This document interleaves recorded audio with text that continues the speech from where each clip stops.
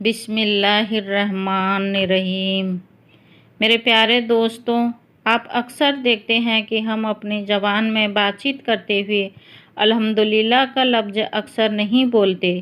کوئی آ کر پوچھتا ہے، سناؤ آپ کا حال کیا ہے؟ ہم نے کبھی نہیں کہا الحمدللہ میری طبیعت ٹھیک ہے، الحمدللہ اللہ تعالیٰ نے مجھے خوبصورت گھر دیا ہے، الحمدللہ میں نے کھانا کھا لیا ہے۔ ہماری بات چیت میں الحمدللہ کا لفظ بہت کم استعمال کرتے ہیں۔ ہم اتنے ناقدرے ہیں کہ پروردگار کو خود فرمانا پڑا، میرے بندوں میں سے تھوڑے شکر گزار بندے ہیں۔ سوچئے تو صحیح کہ اس پروردگار کو یہ کہنا پڑا جس پروردگار کی نعمتیں تمام انسانوں پر ہے، جو سب کو دیتا ہے، وہ جو ایمان والوں کو بھی دیتا ہے اور کافروں کو بھی دیتا ہے۔ دوستوں، ایک کتا جس کو مالک سوکھا ٹکڑا ڈالتا ہے، وہ اپنے مالک کا اتنا رات جاگ کر پہرا دیتا ہے۔ مالک کھانا کھا رہا ہوتا ہے تو یہ جوتوں میں بیٹھ کر مالک کو دیکھ رہا ہوتا ہے۔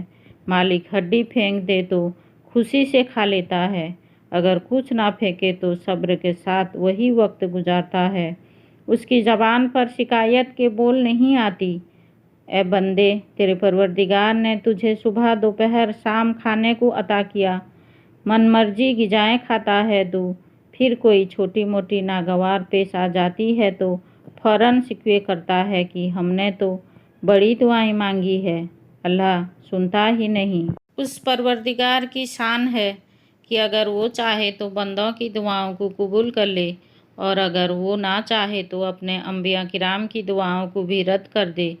اسے کوئی روکنے والا نہیں۔ وہ اگر چاہے تو فاسق و فاجر کی دعاؤں کو بھی قبول کر لے، وہ بے پرواہ ذات ہے۔ میرے دوستوں، اس کی شان بے نیازی کا ظہور ہوتا ہے تو بلم باور کی 500 سال کی عبادت کے باوجود اس کو پھٹکار کے رکھ دیتا ہے، اور جب اس کی رحمت کی ہوا چلتی ہے تو فضیل بن عیاض رضی اللہ تعالیٰ عنہ جو ڈاکوؤں کے سردار تھے، رب کریم اس کو وہاں سے اٹھا کر ولیوں کا سردار بنا کر رکھ دیتا ہے۔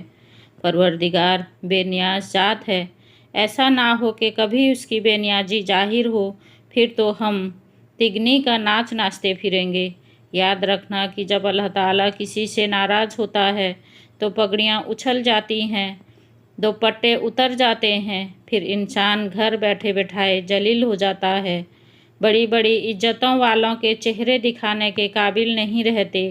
پروردگار ناراض نہ ہو، اگر پروردگار ناراض ہو جائے تو چلتے پھرتے بھی وہ بندہ مرا پھرتا ہے، اس کے اندر کا انسان زندہ نہیں ہوتا۔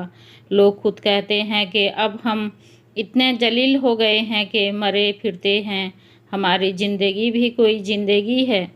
میرے دوستو، پروردگار کبھی ناراض نہ ہو، یہ دعائیں مانگا کرو، رب کریم ہم سے راضی رہنا، ہم پر مہربانی فرماتے رہنا، ہماری کوتاہیوں کی وجہ سے کہیں ہم سے ناراض نہ ہو جانا۔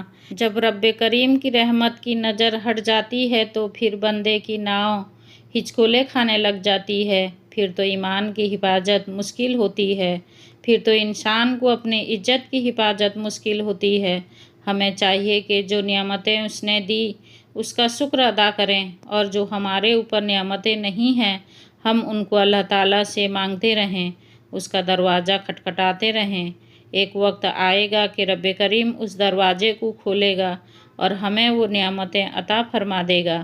جب ہم شکر ادا کرنا سیکھ لیں گے تو اللہ تعالیٰ اپنی نعمتوں کو اور زیادہ کر دے گا۔